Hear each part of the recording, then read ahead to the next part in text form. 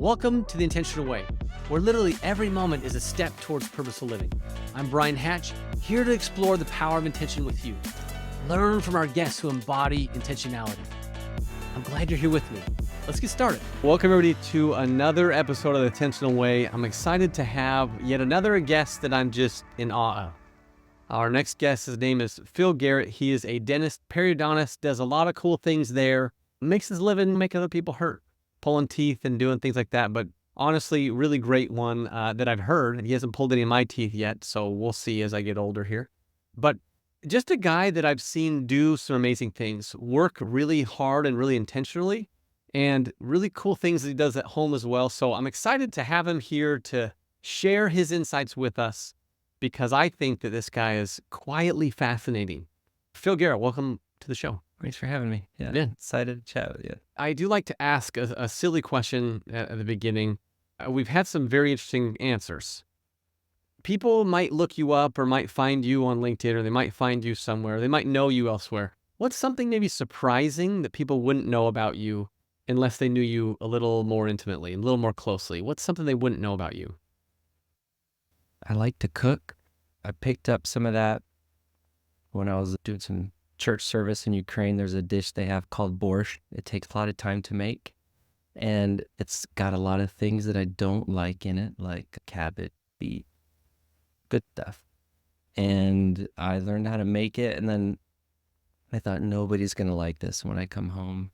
And I made it one year at New Year's Eve, and now everybody basically requires that I make it every New Year's Eve. So I make borscht. And we started making some pizza, other things I just like to cook. It's pretty fun. I didn't know that you like to do it often. I mean, let's not get crazy. What is it about that you love then? So cooking is like a fine art, or it can be. There's a lot of details with it. And so I'm a guy that's usually in the details of things and perfecting the art, I guess you could say. It's always a work in progress, but I like doing that. And my kids like to cook with me sometimes. At least my younger girls do. So it's a good way for us to make memories, and hopefully they'll do that with their kids one day too. So it's just fun. It's fun when I don't have to do it every day. I can understand that. I identify with that. Yeah. Yes. It's fun when you don't have to do it all the time. Right. And I've had your borscht. It is incredible for those that are listening. I've actually tasted it, and it did leave me wanting more. Like, I had enough that filled my stomach, but I was like, man, I could eat this weekly. That's so good. Yeah. And I also find that most dishes that are that really taste great always take time. They take time. I don't know very many like fast things that are that satisfying, even though they might be good. Right. But different one. Yeah, it takes about 3 hours to make usually. So you said you're a guy that's in the details. Like, you mentioned that as far as in the cooking side of the fence here. Where else do you see that as a part of your nature? At work, I'm technically a specialist. Only do about 3-4 things a day, and I get wrapped up in all the fine details of everything. So I need to stick to just a few things that I do and get really good at them. But that's not just unique to work. That's just how I'm wired, I guess. I don't play the piano, but I love Coldplay. And so I heard this song one time, and I thought I should learn how to play. It's called Amsterdam. It's a good song. Yeah. And I just love the piano in it. And I started to learn how to play it, and I just couldn't do it. So I was like, I need to just get the sheet music for it. So I got the sheet music. Do you read sheet music? I can, with a lot of practice. Okay. It took me a whole summer to learn the song. That's awesome. Yeah. But what I mean is that's usually it's hard for me to just graze over things. I get wrapped up in the details a little bit. Dive deep. So you learned a song from Coldplay, which I think it's funny that you're like, it took me a whole summer. Yeah, these are professional musicians. They can rip out something. And even them, it takes a while to create something, but then to replicate that takes some time. Yeah. If you give somebody that sheet music, somebody knows to play music, they'll probably finish it in a day. I don't think it's super challenging for them. Okay. But for me, I'm slow, so it's okay. So in your practice then, what are those few things that you do really well? I know you've told me many times you pull teeth, but what are the things that you focus in that are these are my things that I do really well there? Usually patients come see me for very specific procedures, like you talked about, pulling teeth. That doesn't sound like the greatest thing in the world, but building patient rapport right off the bat, like some type of trust it's everything. They have to be comfortable, and most people aren't all that comfortable. They've never met me before, and then they have to see me for something they don't want to do in the first place. Mm-hmm. So just working with different patient psychologies and personalities is something that has nothing to really do with dentistry itself, but that's my first interaction with them. And so I work on that quite a bit, trying my best to have good bedside manner and, making people feel comfortable. And then the procedure itself, a lot of times when we do this, we have to look at what we expect the outcome to be and work backwards from there. And so working with giving patients realistic expectations and outcomes and kind of conveying all that before we even start is really important, just so that their expectations are met and that we're on the same page with everything. And I never want anybody to be let down with anything, and that's rarely the case. Just talking, communication, open communication about those things, I think are really important. I think that's interesting. I almost was expecting you to say, I'm really good at this technique of getting the tooth or getting around the gums, but you mentioned that it was the people, it was the connection with the person. Why does that matter so much? I recognize it's the first interaction. I'm not saying that it logically it wouldn't have come up in conversation, but why do you see that as so important versus the craft that I was almost anticipating you say? The craft is equally as important. I think that's just my personality, the way that I interact with people. I want there to be some semblance of trust between us. There needs to be. And if you're going in to get something done and you really don't want to be there, the last thing you want is for somebody to be rude to you. Yeah. It just makes it even worse. So at least if I can calm them down a little bit, help them out, and, explain the procedure, everything that we need to do, those kind of things in a manner that's not going to be, again, and I understand it, there's some anxiety involved, all those things. But if I can help them out with that, then usually the day just in general goes a lot better. Everybody, the team, everybody's just happier. We're all on the same page, and it just helps. We got to do this the rest of our life, right? And so if you dread going to work every day, that's a tough life, man. So this seems to just help those little areas out. Then tell me one or two of the techniques you use that help maybe break that ice when someone doesn't want to be there, they're not interested in having this procedure done in the first place. What's something you do that kind of helps them feel comfortable? I try to read the patient, how they feel on that day. If I come in and their arms are crossed, if I can tell that they're already holding on to the armrest, I take a little bit more time just to talk with them for a minute. Or we can talk about dentistry, ask them where they're from, those types of things. And again, I want them to feel comfortable, but it's really just things that I need them to know that I'm a human too, and I'm here to do a good job and do my best. But most patients, they want to come in and I want to do the procedure not as fast as I can, but in a timely manner, because they're there to have something done and I want to get it done for them, do a good job. But we don't need to make that a 2-hour appointment when it could be done in 30, 45 minutes. Just trying to build little relationships of trust whenever I have the opportunity to. And whenever those opportunities arise, try to take advantage of them because they do mean something to a lot of people. So you've learned to read body language then, it sounds like. That's a part of this. It's a part of this. You have to. Some people come in, patients have zero issues coming to the dentist, and your listeners probably right now are like, oh crap, I just can't listen to this. Some patients have no issues with it, and some it takes a lot of courage for them to walk through the door. And I realize that, and I respect that. Those things need to be taken into account. Again, it's hard to give somebody that's coming in for something that a good experience, but you can give them the best experiences possible. And I get it wrong sometimes. I don't read them quite as well as I thought, but for the most part, I think most patients are relatively happy with everything. Phil, I know you well enough to know that because of the precision, because of the things that you do that are attention to detail, I would assume, not having been in your chair, that you do a good job. And I'm not saying you're perfect. I'm not saying there's no one that could do what you do. I'm just saying that knowing you as the little bit I know you, I could imagine you doing a very good job with who you're helping, recognizing that it's not going to be perfect every time and everything's like that. But anyways, I'm interested, and the reason why I keep asking some of these questions is because it sounds like there's not like a written path of like, first I break the ice, then like you don't have like this rote weird script. You're more of trust. We got to establish some trust here. I got to establish that I'm here, I'm going to help. I'm paraphrasing some of the words you've said, but the idea is, the intention is that they feel better with you than they did before you walked in. And I think that's quite intentional. That's the whole purpose of this show, right? Is to talk about those kind of things. So that's why I even go down that path. Am I saying just garbage, or does this sound right? No, and one thing that I admitted that I should probably mention too is my team of people that I work with are also very good and kind. By the time I walk in and start talking with them, they've talked with my assistants, they've talked with the office managers up front. And so hopefully they've also, a little bit at least, broken the ice too.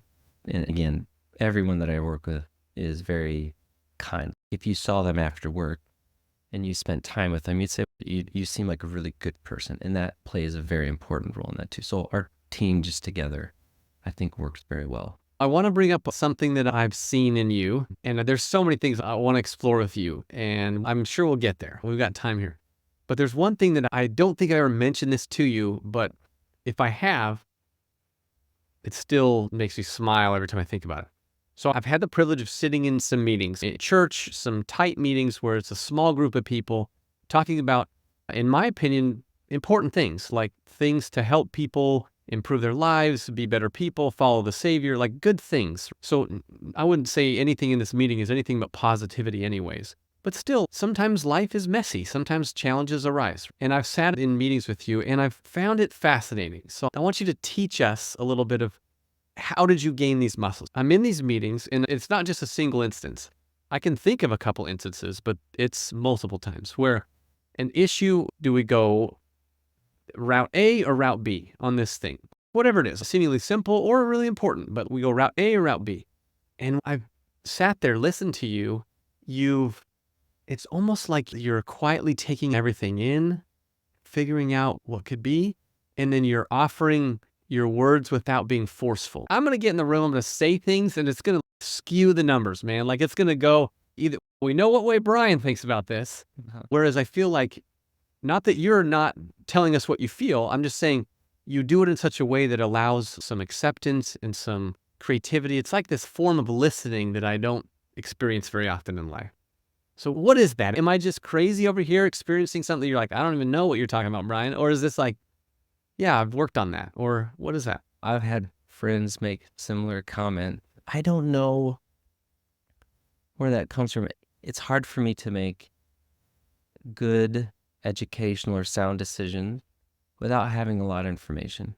And that's a good thing and a bad thing. What it usually means is I'm very pensive at things. I'll hold back on making a decision without really knowing the details of it. I have friends that are complete opposite. It's like, we're rolling with this thing, whether you like it or not, let's go. Usually I'll say, okay, let's do it. I think if you're trying to do what's right, you're trying to do good things are going to happen regardless. But my friends have made similar comments. They'll say something, I'm almost always paying attention. That's my experience, is you are paying attention. I'm usually just taking it all in. And usually before I make a decision, I'll run different scenarios, and I don't share all those scenarios. You can't let your crazy all out at once, right? But I'll run different scenarios like, hey, if we did what Bryan said, what do I think is going to happen? Or if we did what person B or person C says, what do we think is going to happen? And obviously, there's some error in those scenarios and those decisions that you can't account for.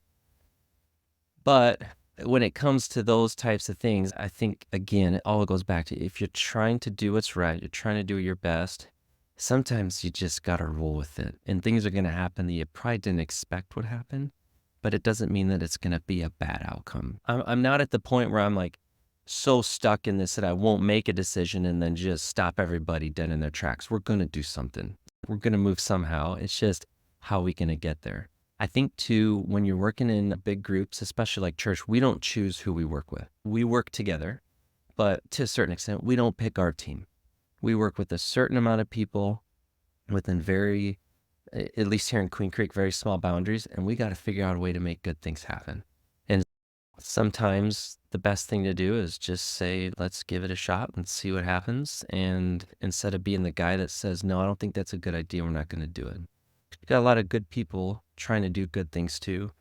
And you got to be humble enough sometimes, if it doesn't work, to change routes and go a different direction with it. So that's usually what's happening. I'm running the scenarios in the background, and then we just go with it. The second thing is probably very important too is you can't always be a leader. Sometimes you got to be a good follower.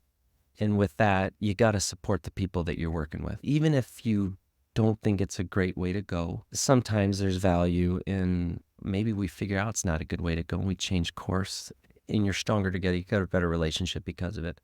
So there's always that too. There's some humility involved with trying to work together with a lot of people. Hey, real quick, if you're enjoying this episode, please subscribe, follow, and download our episode. Your support allows us to bring more intentional guests just like this, and it means the world to us. Now, let's get back to the episode. So as we look at that listening piece, though, how did you develop that? Or at least what I'm hearing you say is that while people are explaining route A or route B, in this silly instance here, you're playing those scenarios out a little bit in your mind and thinking through that before you jump in or speak up. But how did you learn that? How did you learn to do that? Because not everybody listens the way you do. I think that's probably just something that's a little more just the way I'm wired more than anything. We're all wired a little different. I know that's something that over time, as I'm getting older, I'm realizing sometimes it's just important to listen to people. You got to listen to them. Because the second I start talking, you start talking, we start giving advice, sometimes one ear in, one ear out the other. And so being able to listen to people is a very valuable skill. And it goes back to, we talked about trust. It's hard for somebody to trust you if you're always just giving them advice. Some people need it and some people take it. I think it's just something that I've realized as time goes on, and as I work with a lot of people, I see a lot of patients, I realize that sometimes you just got to listen to people. There's a lot of value in that. I was so interested to know actually where this came from, because I don't experience everybody listening the way you do. Actually listening to understand and hear is a different experience than hearing. Right. A lot of people hear me, not everybody listens. Listening and hearing, it's not the same thing. So as you are just being naturally you and listening the way that I've experienced you listening, which I think is intentional, that's the way I see it, or at least I experience you. What do you see happen for the person on the other end of that? You're talking to me and you're listening. You're doing what you natively do. What does that do to me? Let's just take the normal situation where you're struggling with something. And I hate to use that as a default, but you're working through something. You're trying to navigate a challenge that you just don't know what to do. Sometimes, I find this to be the case most of the time, sometimes patients or people just in general, we solve our own problems by talking out loud. We know what we need to do. We hear it in our mind. We know what we need to do. It's almost like we got to validate it, but it's got to come out of our mouth in order to really act on it. So half the time, I'll be honest, my buddy called me the other day. He goes, "Phil, I need some advice from you." And I said, "Listen, I'm going to hear you, dude, but I'll be honest. I'm probably not the best guy to give you any advice. I think he's really bright. He's intelligent. And I'm thinking to myself, I don't have much to offer you, but I'll listen to you. And then I'll tell you whatever comes to my mind." And so I've learned over time not to be shy about that. If you think something and somebody's asking you, got to just tell them, because I appreciate when people are honest with me. So I'll give him the same respect. And he starts telling me a situation. And sure enough, by the end, it was like, "Dude, I think you know where this thing is headed. It's just a matter of time when you want to stop dragging your feet and get on board with it." I think that he probably knew that. And I don't know, maybe he just needed one of his buddies to confirm it for him, which I was, again, the same thing. I don't have much to give you, but I'll listen to you and we'll see where this thing goes. And that's usually how it ends up. Yeah, that's superhuman skill right there, Phil. No, but that's the thing is, the way you say it, and people that are listening are thinking, that may be too simple, but yet it's so true that if you allow somebody else to speak up and to say what's going on, if they're up against a challenge, something that they need to fix, whatever it is, if you actually listen not to fix it, I would suggest the listeners do what you do in their head. Like say, "I don't know that I'm going to fix this. I think you could do this, but I'm happy to listen." Yeah. And if they're doing that and then being the listener like you are, then the experience is the other person's going to be like, "I see what I got to do here." Yeah. And that doesn't seem superhuman, but the fact that you gave them space to do that isn't common, Phil. Because think of all the other people that they're in their life that they could have shared this with. Yeah. They don't get listened to like you listen to them. And then they just hear oh, you got to do this thing, you got to do that. And it's like, oh, because it didn't come from them. Yeah. I don't think that there are as many people listen like you as just talk through the thing or share their idea without getting the detail. One other thing that kind of comes to mind along those lines, I was listening to, I can't remember where it was coming from, but the question was posed, not was I a good friend, but how was I a good friend today? And so there's some things that I've got a lot to work on, but there's some things that I can be intentional about every day. And one of them is trying at least to be kind, but trying to be a good friend. And I think this is important, not that this is like a podcast getting ready to go into like marital relationships or anything. You're married, and we're going to say you're married for a long time. You know, after a while, somebody can go the route of, well, you're my spouse, and forget that at one point you needed to take a lot of time and energy to kindle that relationship. And so it goes back to in your own home with your kids. And in my case with my wife, I got a lot to work on. And I realize these things. I asked myself that. How was I a good friend today? Did I help with something around the house? Did I at least help with the kids? Did I help with the dishes? Did I do something? And good friends listen to you. They don't always bark at you. And it goes back to that as well. It's something that you can think about. How was I a good friend? Was I a good friend today? What did I do? And trying to help those relationships along. And sometimes that is just listening, just being a soundboard. You've seen the video. It's not about the nail, man. It is not about the nail. That's a Googleable term right there. It's not about the nail. That's a great video. Right. Yeah. But we always think it is. We're always like, dude, it's right there, right? It's right in your forehead. And it's not. She just wants somebody to listen. And we can do that. But I experience you as a guy that even though you see the nail in anybody's head, and I'm not saying that you walk around like pinpointing everybody's problems, but I'm just saying I think that you can see the nail in my own head, and yet you're like, I'll listen. I'll figure it out. As opposed to, dude, you got a nail in your head. Let me share a funny story with you. Yeah. I was talking with a good friend about this one time, and he's going on about this thing. And we're all together with a bunch of families, okay? And I really respect him a lot because he is trying to, and he has, over the years, he's made some significant changes on how he interacts with other people. Going back to that same question, was I a good friend? How was I a good friend today? And it's just a dramatic difference. But I remember almost, not that this was a turning point, but this was like old friend, new friend. Old friend was, it's right there. How can you not see it? And we talked with them for a little bit. We said, hey, let's just talk about this a little bit and dude advice, basically. They were just talking about amongst the guy. And maybe an hour or two later, his wife says something, and it was the best. All that came out of his mouth was, and it was almost stoic. He says, that sounds so hard, right?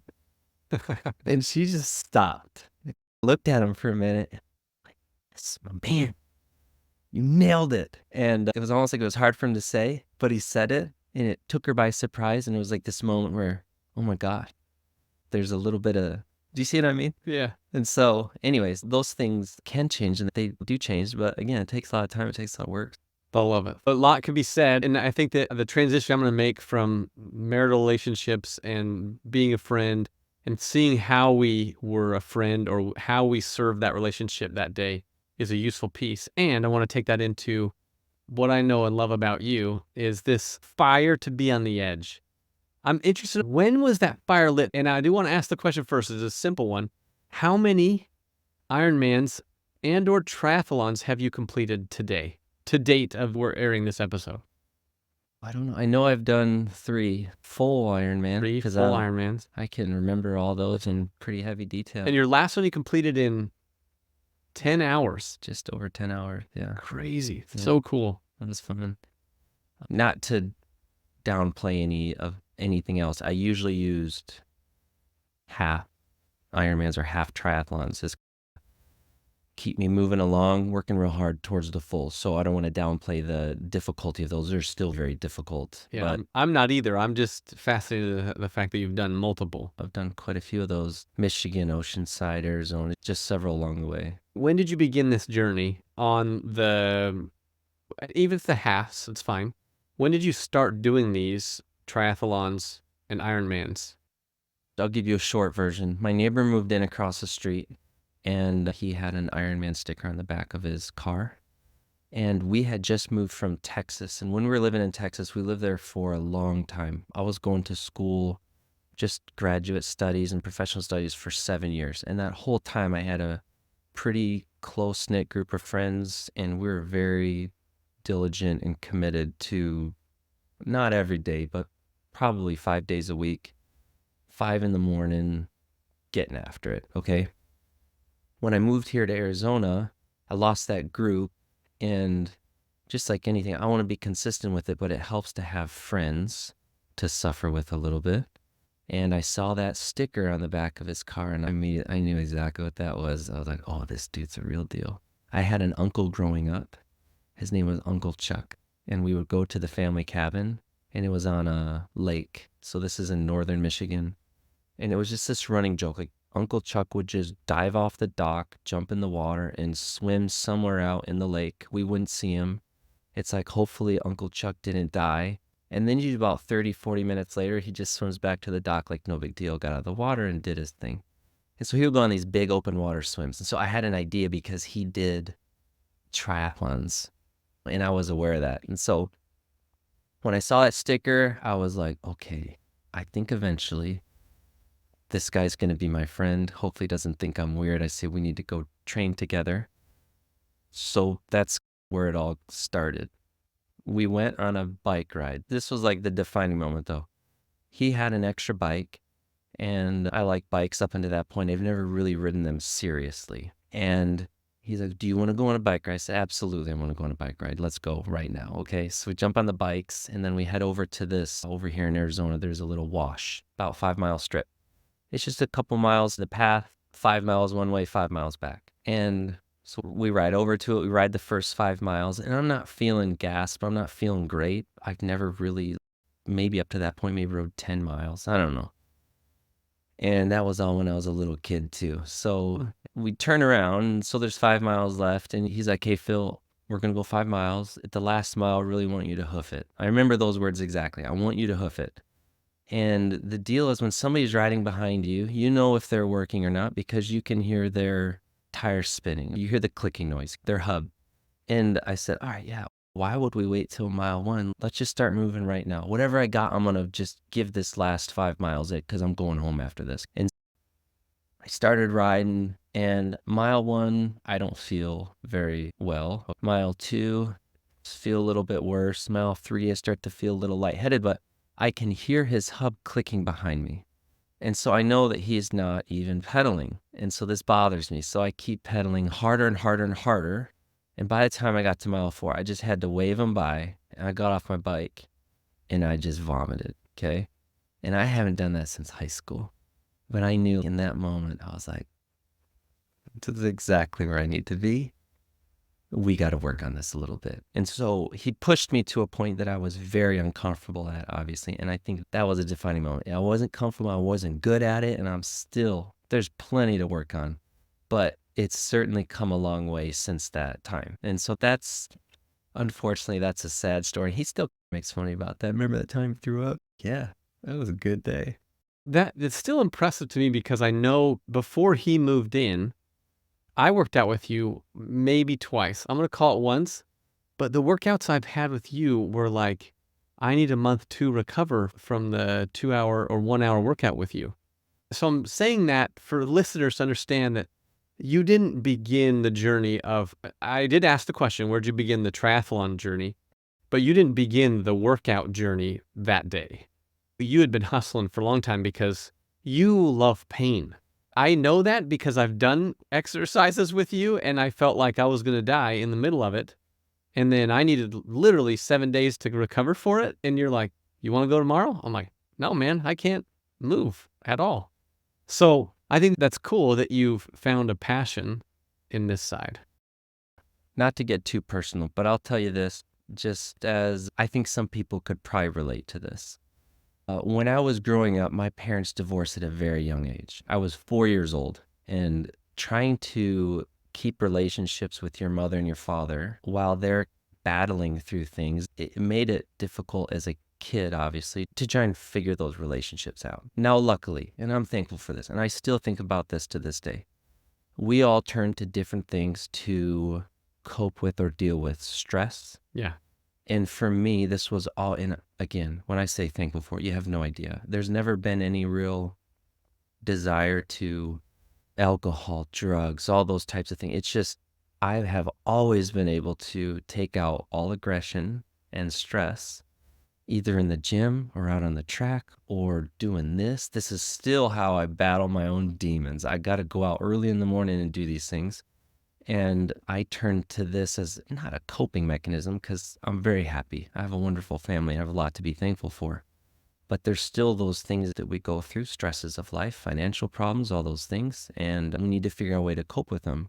And luckily, this is how I manage those things, is through some type of, like you mentioned, pain. It's almost like, do you like spicy food at all? Not as much as the common Joe. I love spicy. And when I know I'm about to eat something spicy, I get this tingle in my tongue like, oh my gosh, it's going to be so hot. It's going to burn so good. It's the same thing with this. I get excited knowing that I'm going to go out and do something and it's going to hurt, but man, it's going to be so good after, especially if you work real hard for something and you get that payoff. You've crossed the finish line. You see your family, you see your kids, whatever. You see your buddies. They beat you sometimes. You beat them sometimes. It just never ends. It's so good. So that was a mechanism that came for you early on, it sounds like, and you've perpetuated that through a life. Now, my wonder is, why do you keep pushing? Why do you keep extending the finish line for yourself in some way, shape, or form?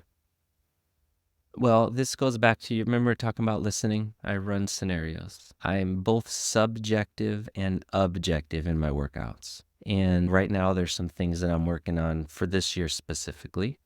And I'm going to do my best to hit those goals. But they're just like anybody preparing to run the Boston Marathon or just anything. There are certain criteria that have to be met.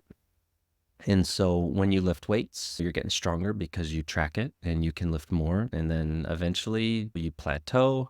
You got to figure out a way to get over that. And so if you're constantly, well, I shouldn't say constantly because constantly gets exhausting. But with what I do, there's one or two workouts right now that I'll do every single week. And I do them every single week to see if I'm getting a little bit better. And so in answer to your question, that's what keeps you going, is knowing, hey, there's still some potential there you got to unlock. You got to do it. It's there, but you got to put in the time to do it. And so tracking, whatever that means to the individual, for me, it's something on my bike, then that's what I'm going for. And that's what keeps me going. I get excited about it because I think, am I going to do it or not? And if I don't, then I got to reboot and try it again. So it's a constant battle within, meaning that you're trying to beat your best. How do you track? What do you use to track? On a bike, there's a power meter. And so it tells you essentially how much power you're putting out. And that's just a very simple way to see, are you getting stronger or not? And so that's what I'm doing right now. But it could be anybody doing any type of rowing, cross country, running, or your 400 times getting faster, is your mile time getting faster, your 5K, whatever the case is, those things have to be, I shouldn't say they have to be. If you want to keep going and improving, it's helpful, for me at least, to track them. But you use some sort of watt on your bike. Right. You're tracking yourself other ways. And are you writing these things down? I'm interested to know, like, for the listeners, if they want to go on a journey similar to you, regardless of what activity they're doing, what are the things you're doing that helps you keep track of that progress sheet? I do that once a month. I have certain workouts that I do consistently every week, but that's when I track it, as once a month, because it takes a while to build those changes up. And fortunately or unfortunately, running, cycling, all those kind of more, we'll say, endurance sports, they take so much time. What I mean by that is they take time in the day, but they take years. You can't just say, all right, some people might be able to. They can't say, I'm going to go do, you talked about Ironman triathlon. You can't just go out and do it. Say, hey, there's one next month. I think I'm going to hop in on that race. You might finish, but it's going to be really painful. It's going to be painful either way. This is something that right now in my life I'm committed to because it works with my schedule, works with my family, and I can get up really early in the morning and do it before anybody even wakes up. It's done. So it doesn't take away from my time as being a father, husband, and I can still perform my work duties. And so it just works for me. That's why I do it. I'm just intrigued a little by the schedule. How are you maintaining your sleep then a little bit? Because if you're getting up early before anybody else is awake, are you going to bed as soon as people are sleeping? You're about to open up the floodgates, Brian.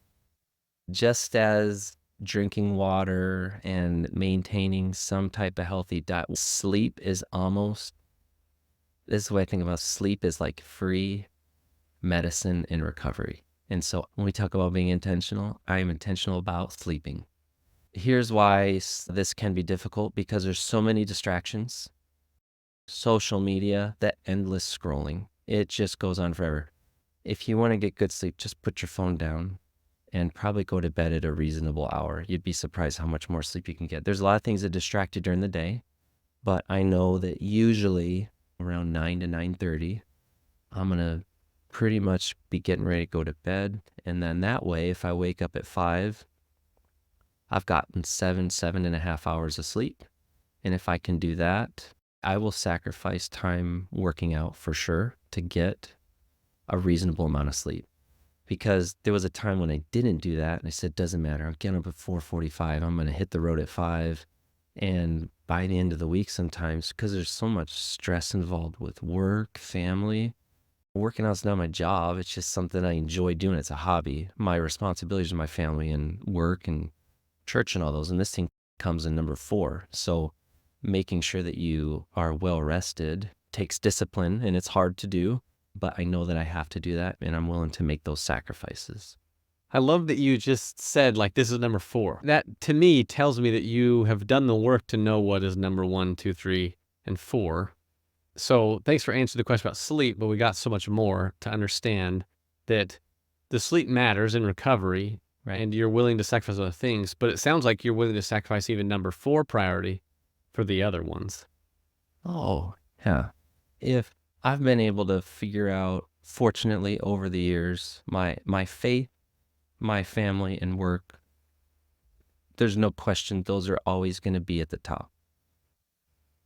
And I really enjoy doing what I do with early morning workouts with friends, whatever that may be, and whoever that may be with. So that gives you an idea of how much more I appreciate those other things like you alluded to. But like anything, sometimes people say, how do you find balance? I don't know that you ever really find balance, because life comes and it's just like storms every once in a while, and then everything's okay, and then it's hard again. So I don't know that there's ever really a way to find balance, but you can at least figure out ways to be sane enough to deal with them when they do come in. You gotta get sleep. Phil, you are knocking on the door, and I'm going to ask the question because I think it bridges my original transition point from marital relationship to now fitness, number 4 category on the priority list for Phil.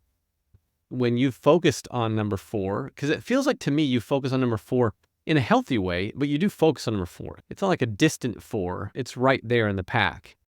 Have you ever seen that affect your family or otherwise? Because I know very little I've done a minute amount of training on triathlons and see that there are hours that are necessary in order to put in the work to get good at the thing.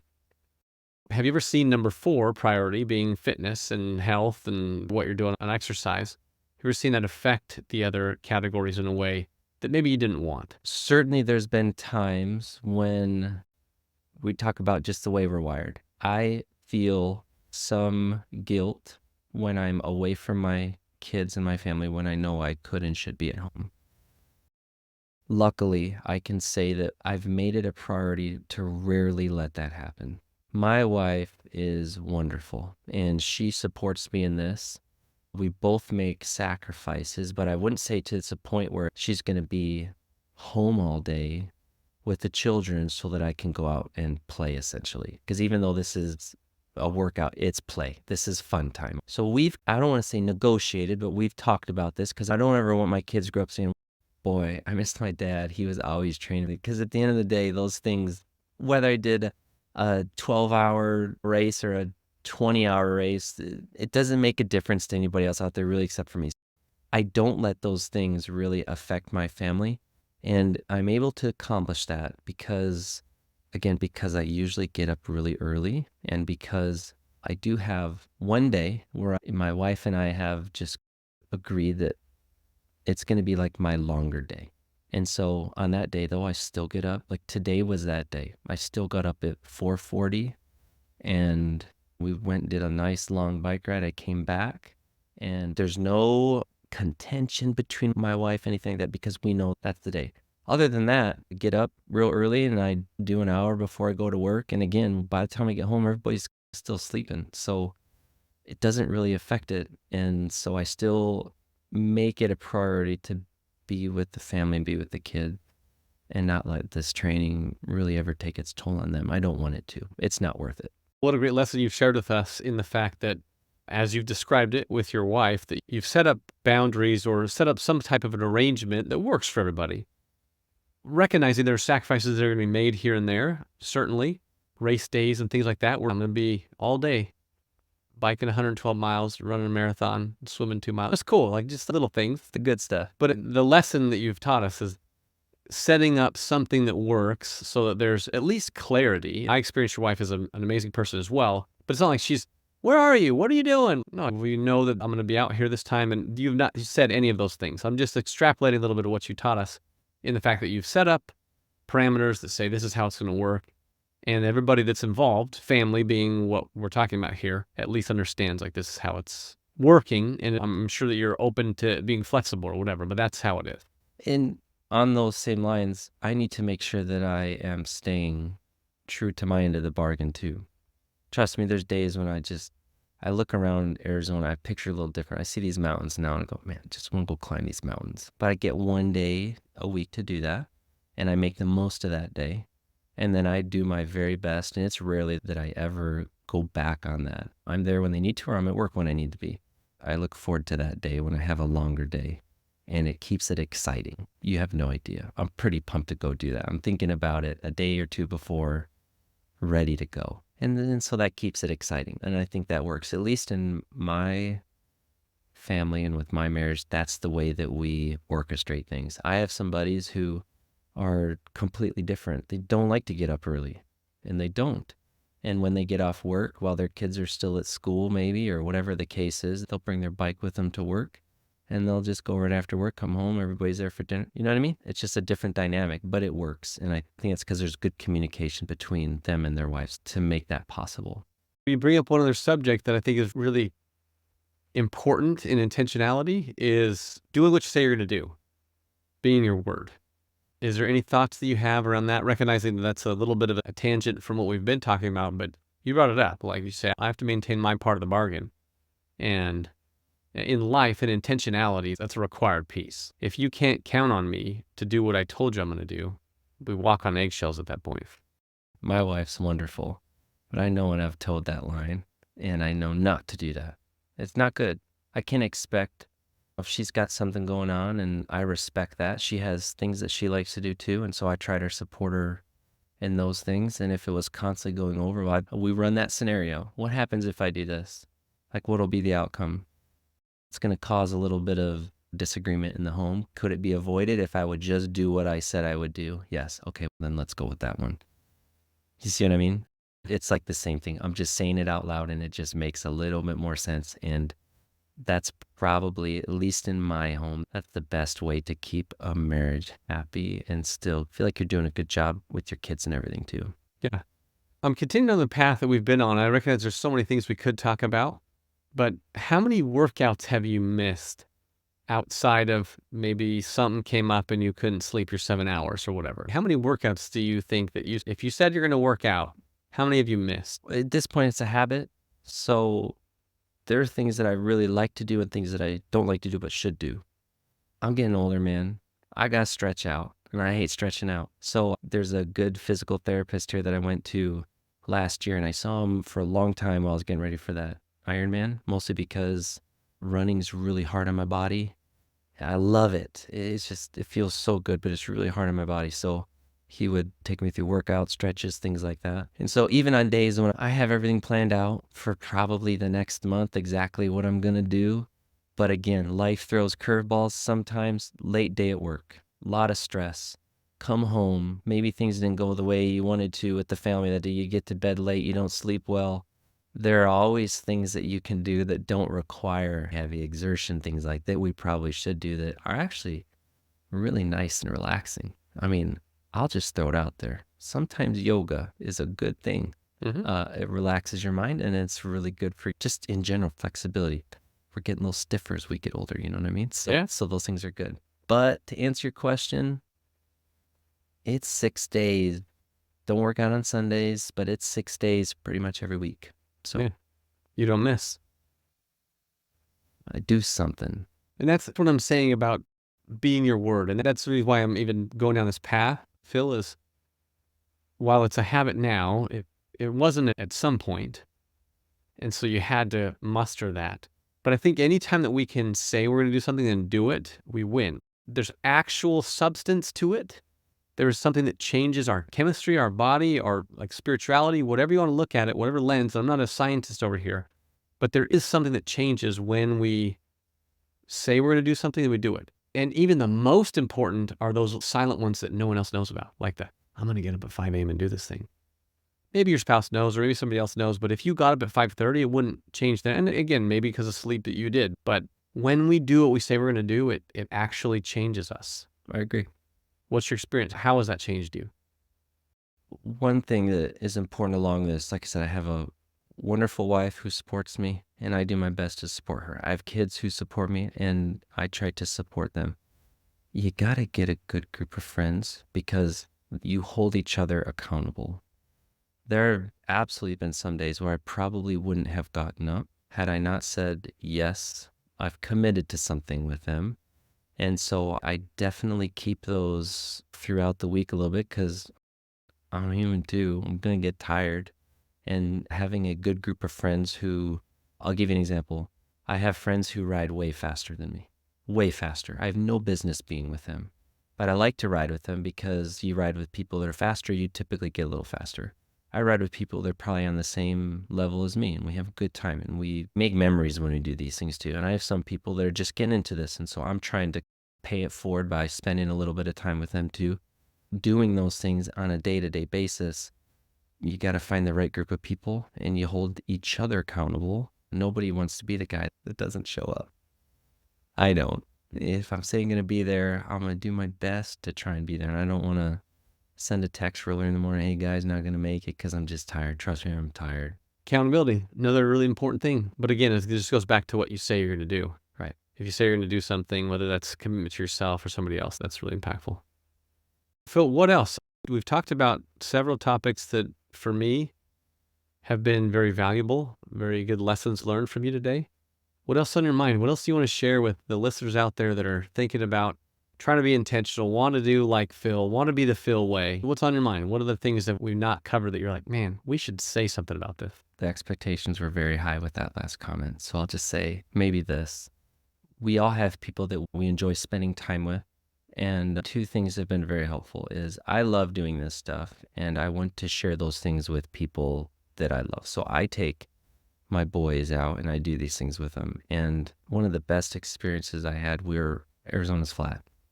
I took them to the Grand Canyon. I brought their bikes up. I said, we're going to go ride bikes up there. We're going to go hike it a little bit, but the day before we're camping. So I figured we'd go on a bike ride. And they start going up a hill and they're like, what is this? And I'm like, basically, guys, this is a hill. You got to learn to love them. You're going to appreciate the downhill. So just suck it up for a minute and just wait till we start going downhill. It was the same thing. They climb, Dad, and then we get to the downhill like, this is awesome. So finding people that you like doing these things with is so helpful. I would argue that maybe some people, it's almost impossible to do these things if you don't have good friends to share these memories with. The other one, and maybe the most important, is I've learned a little bit over the years basically about staying committed to things. It'd be really easy to just jump ship and try something else, but I know that there's a lot in us that we can unlock. There's so much potential in everybody. As the saying goes, and I believe this, when you feel like you're just done, you're toast, it's it. You've probably only cracked about 50% of your potential, and it's true. There's a book called 100 Warrior Workouts. Did I ever share that with you? You told me about this, yes. It's the best, man. This is former Navy SEAL, and he wrote... Basically, it's death workouts. You do them and you want to die the next day. But those that are mentally tough can continue. They're so good. There's 100 workouts. You don't have to think about it. You just open up the book, find one you like, and you say, I'm going to try and do this today. And usually, and it's almost the same thing every time, you get halfway through this workout and you're like, done. I'm done. I can't do this anymore. But you just finish. You just finish. You don't think about it. Staying committed to those things and just finishing. Just don't jump ship, because it gets, obviously, these things are really hard to do. But there's so much joy in doing them. Most of the time after they're over, if you ever go to a triathlon, there's always a sign there that says, what are you whining about? You paid for this. There's lots of good signs out there, but I love seeing that one, because I'm like, you know what? I worked really hard for this. I've worked, say, 8-9 months you've trained for this. And instead of saying, boy, this sucks, get me off this bike, or this marathon's taking forever, it's a little different now. I think this is going to be over soon, and I'm going to be really sad. So I need to make whatever is left of this day, let's just make the best of it. And I think that goes a long way in day-to-day stuff. We're here for a reason. You got to make the best of it, have a good attitude about it, and then great things will happen. So stay committed. Stay committed. Don't jump ship. And remember, you paid for this. You paid for this, man. And isn't that true in many facets of life as well? There are unexpected things. There are things that you didn't know were going to come and that come. I recognize that in life. So I don't want anybody to think I'm overlooking that. And yet, the lives we create, we paid for this. We paid the price to have the relationships we have, the people we have in our life, whether we're married or we have kids or whatever it is. We've paid the price. So it's really fascinating that it works really well for triathlon, but it's a life lesson as well. Oh, for sure. And sometimes we wander through life and don't think that we've paid for it. We did. We created what we're experiencing right now. Whatever it is, I don't think that these are lessons that I've learned from specific events, triathlons or bike races or anything. These are just things that apply to all of these scenarios, and they're so helpful to help you get through them. Phil, it's a pleasure having you here. Thank you for spending some time with us on your long ride day to be able to share some of your knowledge and wisdom. I'm excited to hear the comments that we get from our episode with you here. So thank you for being here. Yeah, thanks for having me. It was fun. Thank you for joining us on The Intentional Way. I'm Bryan Hatch, and it's been a true privilege to share this time with you. If today's episode has inspired you in any way, shape, or form, please subscribe, follow, and download our episodes. Your support not only helps us grow, it also enables us to bring more insightful conversations and exceptional guests right to you. Living intentionally begins with a single step, yours. So let's make the most of it. Until next time, seek intention by being completely present.